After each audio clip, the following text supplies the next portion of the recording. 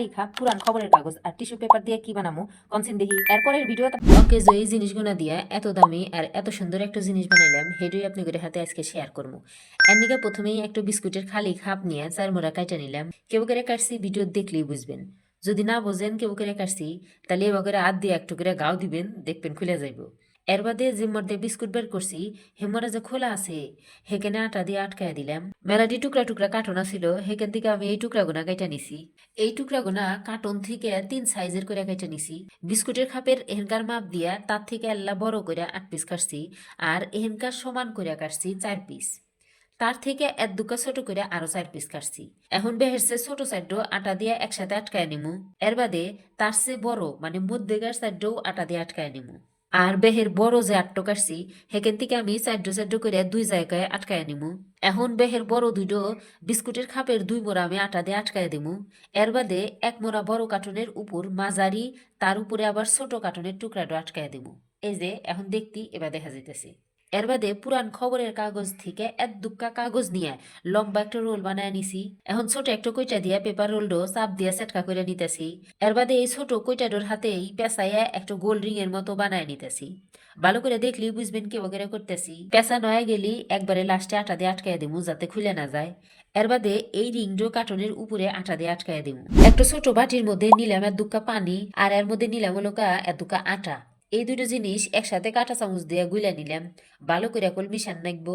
এই যে এই খাপটো নিলাম আর নিলাম হলো টিস্যু পেপার। এখন টিস্যু পেপার ছিঁড়ে খাপের হাতকার উপরের আর নিচের কার্টন গোনা আটা দিয়ে আটকায় দিমু। ওই যে ভিডিওর মধ্যে আবার পোলাহান হাত ঢুকাই দিল, মানে যতই না করি তাও দিবই। এই পোলাহানের যন্ত্রণায় ভিডিও করা খুবই মুশকিল। যাইগে হের মতো হে থাকুক, আমরা কাম করি নাকি কন। ভিডিও যেভাবে দেখাইতেছি হেভাবে আমি আটা দিয়ে টিস্যু গোনা কার্টনের হাতে আটকায় নিছি। কোনো জায়গায় যাতে কার্টন না বাড়ায় থাকে হেভাবে নাগান নাকবো, আর আটা কল আস্তে আস্তে নাগান নাকবো। বেশি গোল জোর দেওয়া যাইব না, বেশি জোরাজোরি করলে গোল টিস্যু ছিঁড়া যাইব। যাই হোক খাপটোর উপরে নিচে 2 জায়গায় টিস্যু নাগানো হয়ে গেছে।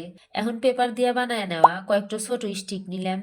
এর বাদে এই স্টিক গোনাও একটা ছোট কইটা নিয়ে গইসে সেটকা করে নিমু। ব্যাগটি স্টিকি সেটকা করা হয়ে গেলি এর হাতে আটা নাগায়া খাপের মধ্যে দিয়ে ফাঁকা অংশ রোদ কোনাকুনি করে আটকায় নিমু। আর একটা স্টিক নিয়ে আগের ডোর মতোই আর 1 মোড়া কোনাকুনি করে আটকায় নিমু।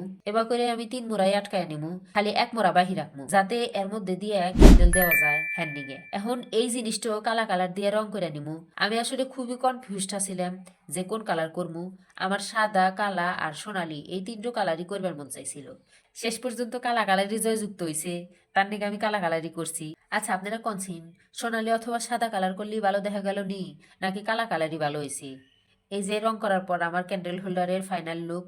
ভিডিও বুঝতেছেন কিনা জানি না, এই ক্যান্ডেল হোল্ডারটা দেখতে খুবই সুন্দর দেখা যেতেছিল আর মেলা মজবুত হয়েছে। আমি আপনাকে ডেকোরেশন করে দেখাইতেছি, কে বলছে আপনারা অবশ্যই কমেন্টস করে জানাইবেন। তোমার গল্পে আমি থাকতে চাই, তোমার সঙ্গী করে বাঁচতে চাই। আমি পারছি না নিজেকে কাটে।